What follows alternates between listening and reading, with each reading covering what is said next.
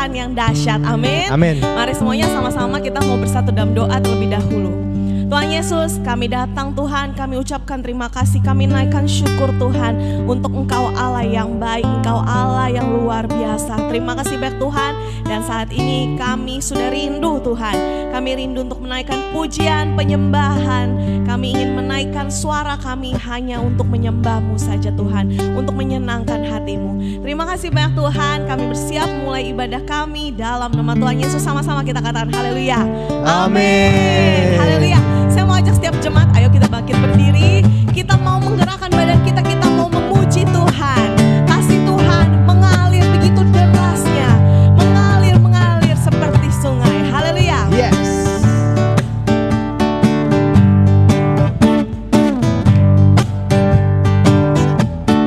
Kasihnya seperti sungai, kasihnya seperti sungai, kasihnya seperti sungai di hatiku, mengalir saat apapun juga, mengalir di waktu susah, mengalir di waktu senang.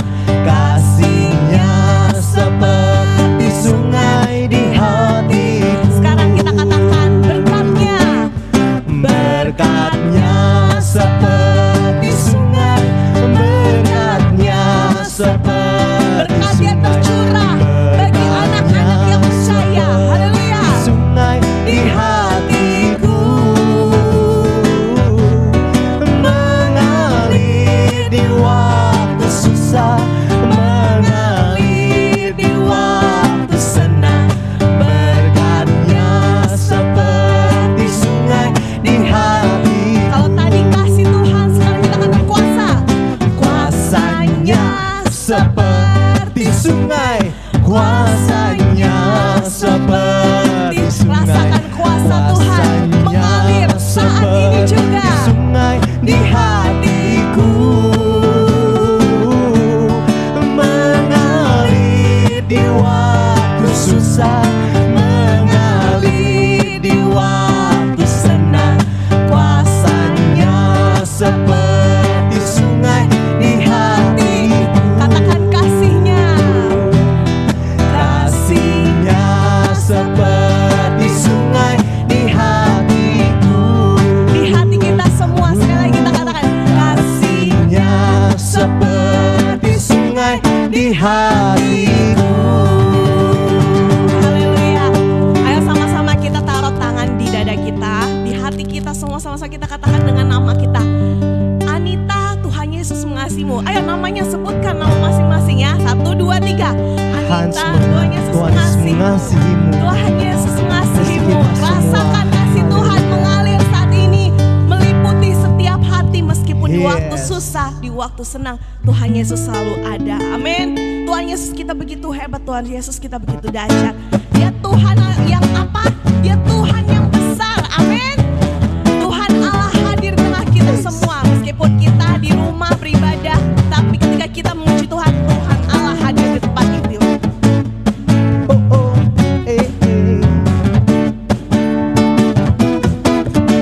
Tuhan Allah di tengah kita besar, besar. Dia senangkan dan girakan dengan sukacita. Dia mengasihi dan bersuka karena kita. Tuhan Allah di tengah kita besar, besar, besar. Kita buka tangan, kita katakan besar. Amin.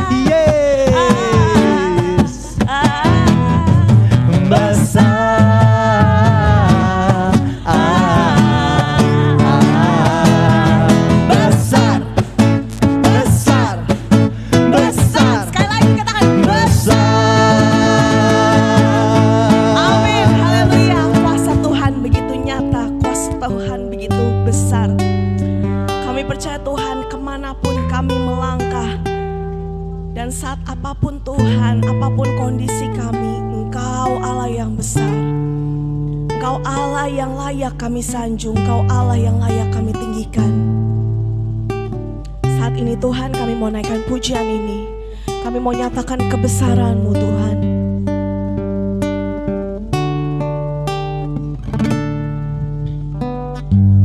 Dalam setiap langkahku dan hembusan nafasku, Kau ada di sini.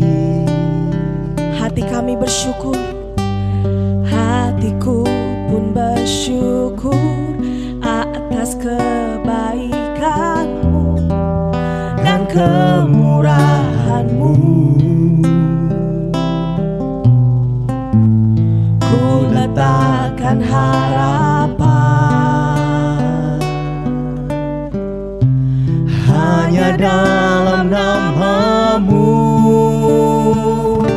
Yesus, Kau besar, kuasa-Mu ajaib, janji-Mu setia untuk selamanya.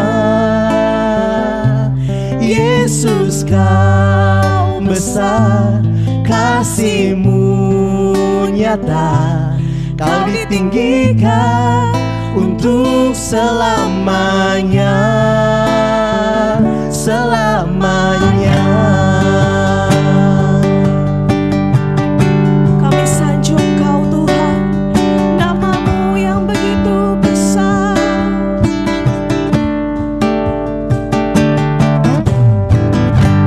Dalam setiap langkahku dan hembusan nafasku, Kau ada di sini. Kami naikkan ucapan syukur, hatiku pun bersyukur atas kebaikan-Mu dan kemurahan-Mu. Ku letakkan harapan hanya dalam nama-Mu.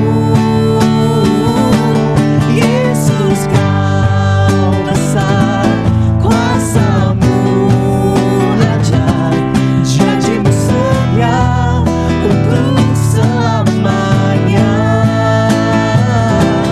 Yesus, Kau besar, kasih-Mu nyata, Kau ditinggikan untuk selamanya.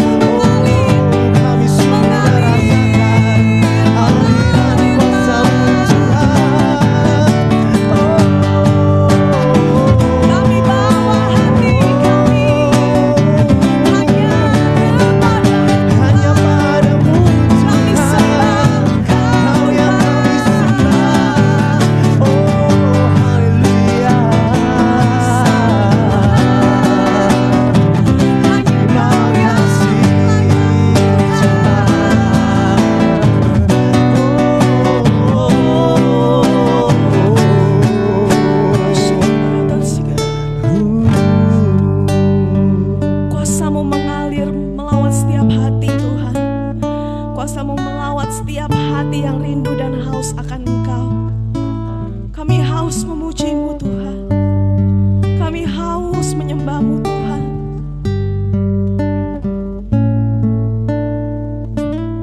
Bless the Lord, Oh my soul, oh my soul, worship His holy name.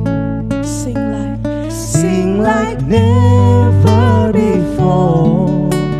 Oh my soul, I worship Your holy name. bless the Lord, Bless the Lord, oh my soul, oh my soul, worship His holy name. Sing like never before. Oh my soul, I worship Your holy name. Bless the Lord, oh my soul, oh my soul, worship His holy name. Sing like never before. Oh my soul, I worship Your Pujilah, pujilah Tuhan. Pujilah, pujilah Tuhan, hai jiwaku, pujilah namanya. Dengan segenap hati ku puji nama-Mu yang Mari puji Tuhan. Pujilah Tuhan, hai jiwaku, pujilah namanya. Dengan segenap hati ku puji nama-Mu yang Mari puji Dia. Pujilah Tuhan, hai jiwaku, Pujilah. pujilah namanya. Dengan segenap hati ku puji nama-Mu yang kudus, nama-Mu yang kudus, nama-Mu yang kudus. Terpujilah Kau Tuhan yang dahsyat, terpujilah Kau Tuhan yang megah dan agung dan perkasa Tuhan. Dengan segenap hati dan pikiran kami Tuhan, kami siap Engkau taburi dan kebenaran firman-Mu Tuhan. Nyatakan lebih lagi Tuhan suara-Mu dan masuk dalam tujuan-Mu dalam hidup kami Tuhan. Terima kasih Tuhan, di dalam nama Tuhan Yesus Kristus kami tak berdoa. Haleluya. Amin. Shalom, selamat malam Bapak Ibu, saudara-saudari dalam Tuhan Yesus Kristus. Malam ini pun kita bersuka cita karena Tuhan masih tetap memakai kita. Tuhan tetap percayakan kepada kita untuk merenungkan firman Tuhan yang hidup. Mari kita masuk dalam doa. Tuhan, terima kasih lewat firman-Mu ini membuat kami semakin mengenal-Mu semakin dalam. Lewat firman-Mu ini membuat kami semakin sadar diri kami tidaklah apa-apanya. Hanya semua dari sumber-Mu. Kau bersabdalah kepada kami. Biar hari ini kami bisa merenungkan firman-Mu dengan baik. Dari awal sampai akhir berjalan dengan baik. Setiap mendengar akan bisa sadar dan mengerti semuanya dengan baik dan tahu tentang kehendak-Mu. Di dalam nama Tuhan Yesus Kristus. Haleluya. Amin. Oke Bapak Ibu, saudara-saudara dalam Tuhan Kristus. Jadi tema pada malam ini, mengalah berarti untuk menang. Mengalah tidak berarti kalah. Saya ambil dari Filipi pasal 2 ayat 3 dan 4. Dengan tidak mencari kepentingan sendiri atau pujian-pujian yang sia-sia. Sebaliknya hendaklah dengan rendah hati seorang menganggap yang lain lebih utama daripada diri sendiri. Dan janganlah tiap-tiap orang hanya memperhatikan kepentingan sendiri, tetapi kepentingan orang lain juga. Nah, Bapak Ibu, saudara-saudari dalam Tuhan Yesus Kristus, seiring perkembangan zaman, beberapa budaya mengalah semakin memudar. Alkitab pun menyatakan bahwa keadaan manusia pada akhirnya zaman akan mencintai dirinya sendiri. Semakin ketat persaingan di segala bidang, memiliki paradigma bahwa orang mengalah akan merugikan. Dan ketidakpedulian terhadap orang lain. Ada faktor-faktor menjadikan seseorang semakin sulit untuk mengalah. Pertanyaan, apakah kita termasuk orang-orang yang seperti yang disebut di atas? Sebagai orang Kristen seharusnya tidak demikian, Bapak Ibu, saudara-saudari dalam Tuhan Yesus Kristus. Alkitab mencatat, hendaklah dengan rendah hati menganggap orang lain lebih utama dari dirinya sendiri. Nah, hal ini memang mudah untuk dilakukan. Janganlah menganggap ini sesuatu yang tidak relevan. Mengalah dimaksud bukan berarti kita harus mengalah segala hal. Bila kita mengalah, tetapi hasilnya malah merugikan banyak pihak, berarti kita sedang mengalah dalam konteks yang keliru. Nah, kita harus seperti kisah Abraham. Lot dapat dijadikan contoh untuk hal mengalah. Berawal ketika para gembala dari Abraham dan Lot berkelahi memperebutkan tanah untuk menggembalakan ternak mereka. Untuk menghindari perkelahian, Abraham dengan kerendah hati mempersilahkan Lot memilih terlebih dahulu yang dianggap baik. Lot pun memilih lembah Yordan terlihat sangat baik, sangat indah. Abraham menerima keputusan Lot. Dan Abraham mengalah dengan menetap di bagian lainnya, yaitu tanah Kanaan. Nah, seperti kita ketahui bahwa pada akhirnya tempat yang dipilih oleh Lot dimusnahkan oleh Tuhan, yaitu Sodom dan Gomora. Secara kasat mata, mungkin Abraham hanya mendapat tanah sisa. Terlihat tidak sebaik lembah Yordan yang banyak airnya. Tetapi, demikianlah Abraham rela untuk mencoba yang ada. Dan pada akhirnya, tindakan Abraham inilah disebut dengan mengalah untuk menang. Bapak Ibu, saudara-saudari dalam Tuhan Yesus Kristus, seringkali kita tidak menyadari bahwa dengan tidak mau mengalah, sebenarnya kita telah kalah oleh tipu muslihat iblis. Dengan mementingkan diri sendiri, pada akhirnya akan terjadi pertikaian, perseteruan. Sebenarnya saat itulah iblis menjadi pemenang. Kita menjadi pihak yang kalah. Jika saat ini kita mau dengan mengalah, berarti kita adalah pemenang yang sesungguhnya. Mengapa?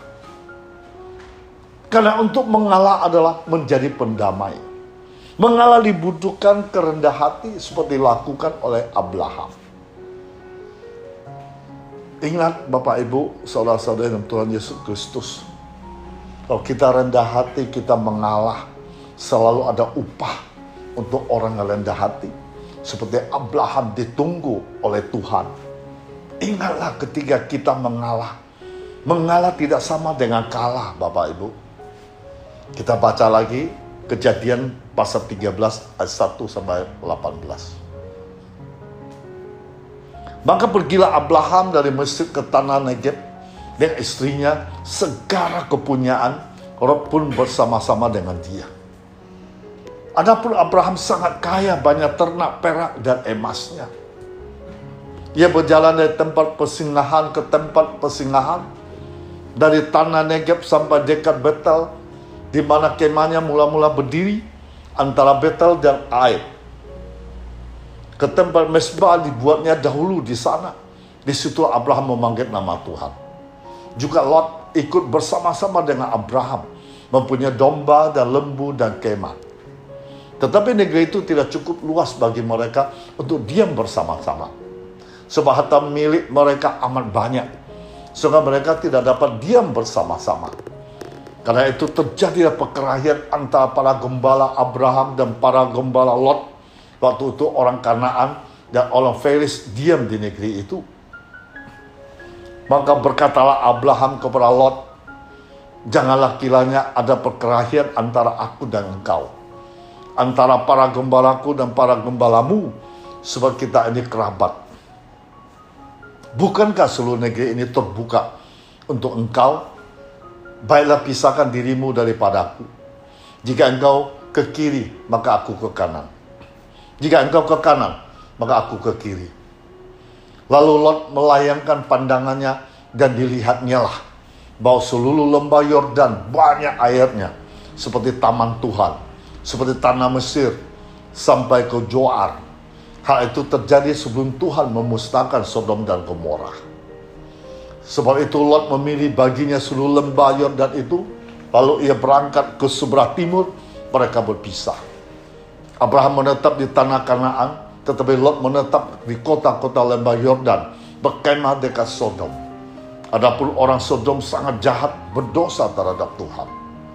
Setelah Lot berpisah daripada Abraham, berfirmanlah Tuhan kepada Abraham, pandanglah sekelilingmu dan lihatlah dari tempat engkau berdiri itu ke timur dan ke barat, utara dan selatan.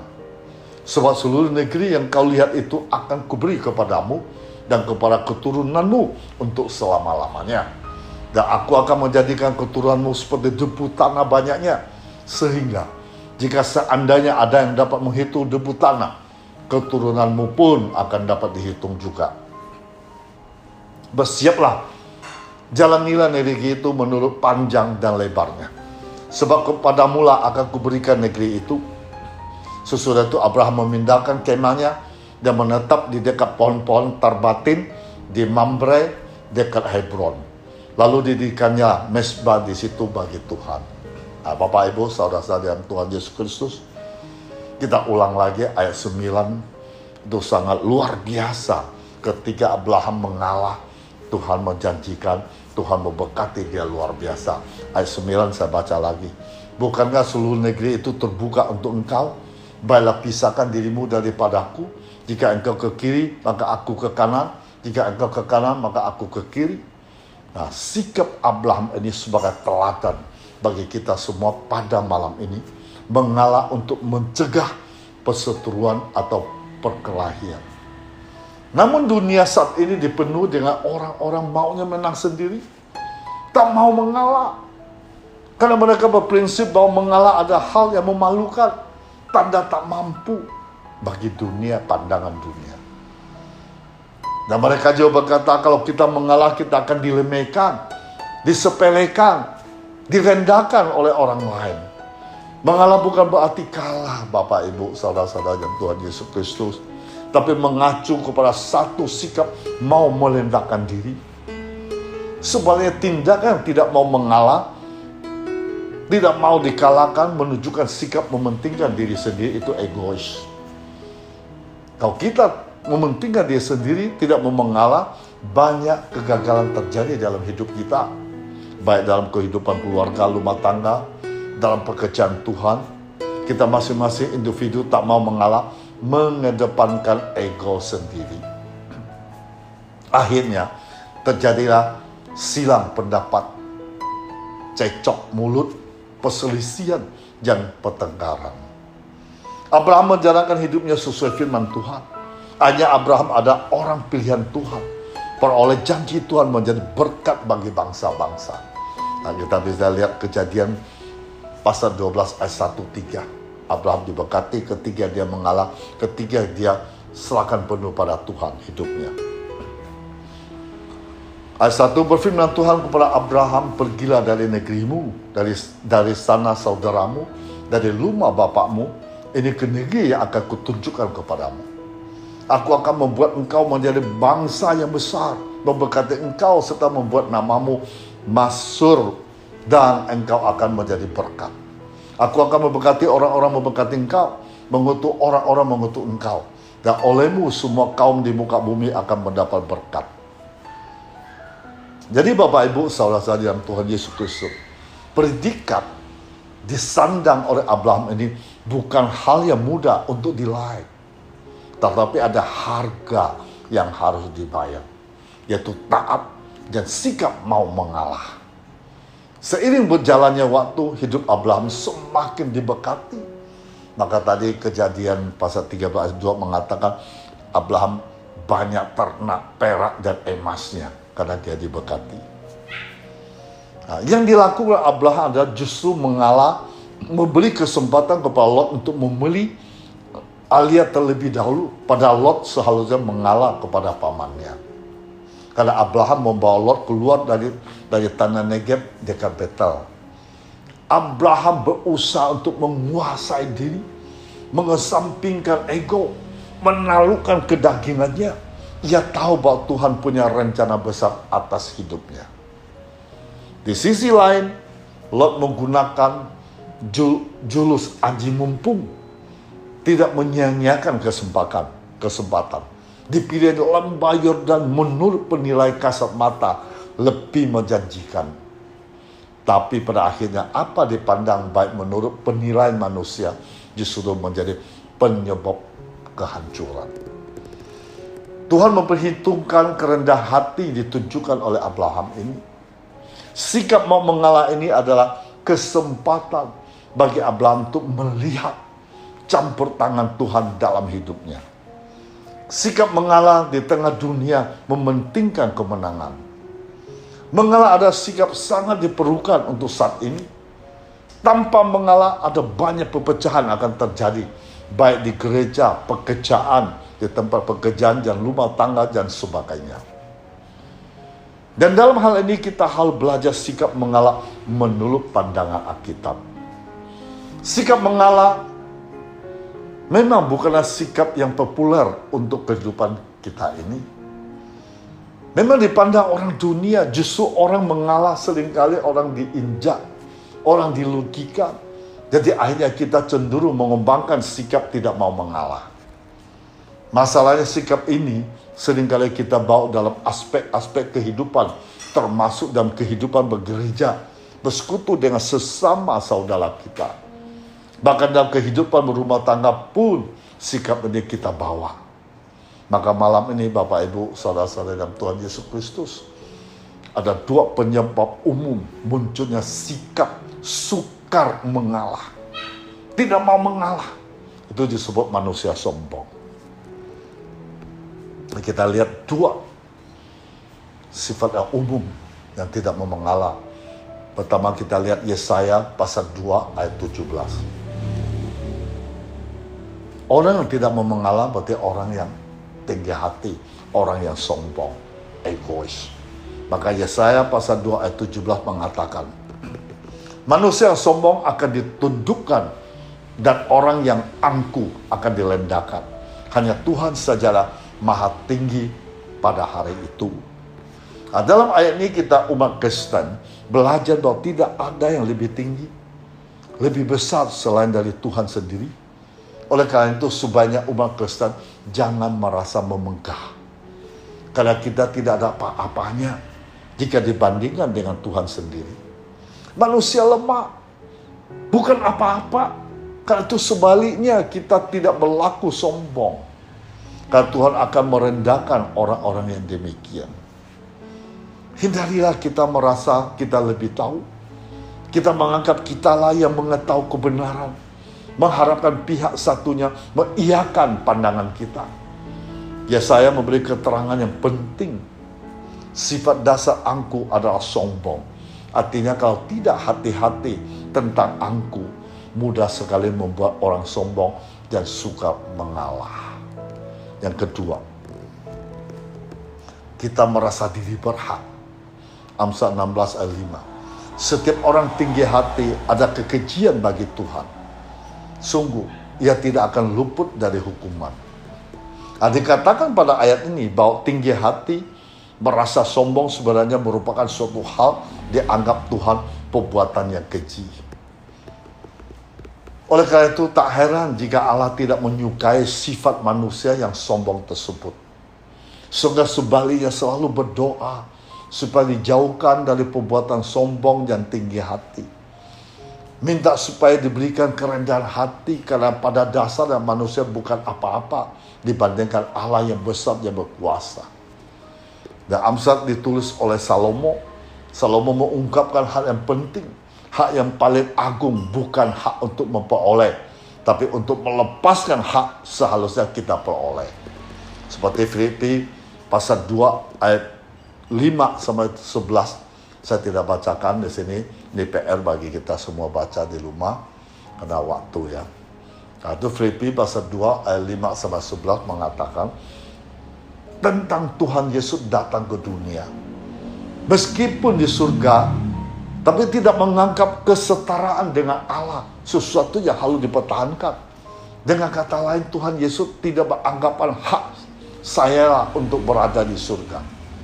Jadi dengan kata lain, hak-hak yang paling agung adalah melepaskan hak untuk memperoleh itu. Dengan kata lain, kenapa Salomo melepaskan haknya? Sebab dia tahu pekerjaan Tuhan harus terlaksana. Pekerjaan Tuhan ajab kali terhadang oleh kita terlalu mementingkan hak untuk memperoleh sesuatu. Firman Tuhan mengatakan kesombongan, tinggi hati, rasa congkak dalam diri seseorang bisa mendatangkan kehancuran, kejatuhan pada hidup seseorang. Inilah membuat pentingnya umat Kristen selalu berusaha melakukan cara berdoa yang benar supaya diberikan hati mengasihi, yang rendah hati dan suka mengalah, sehingga jauh dari congkak dan sombong, baik atas kekayaan atau kepintaran. Ingatlah bahwa semuanya berasal dari Tuhan saja, sehingga tidak pantas jika umat Allah menyombongkan diri, melainkan lebih baik mengucapkan syukur, lakukan perbuatan baik saja. Itulah beberapa ayat Alkitab tentang orang sombong tidak disukai oleh Allah. Oleh sebab itu sebaliknya hindari sikap sombong yang tinggi hati. Sebisa mungkin selalu taat akan keinginan Allah pada hidup kita manusia di dunia. Sehingga kita sesuai dan berkenan di hadapan Allah. Dengan berdoa, minta pimpinan karunia Roh Kudus, tentu akan lebih mudah bagi kita membuat sifat duniawi seperti kesombongan, suka mengalah. Sehingga kita bisa rendah hati, menjadi terang bagi sesama kita. Tuhan memberkati kita semuanya. Haleluya. Kita masuk dalam doa. Bapa, terima kasih. Engkau Tuhan yang luar biasa dahsyat. Ketika kami mau mengalah, ketika kami mau rendahkan diri, Engkau yang berakal, Engkau yang bertindak. Kami tahu kami tidak ada apa-apanya di hadapan-Mu. Semua sumber dari-Mu Tuhan.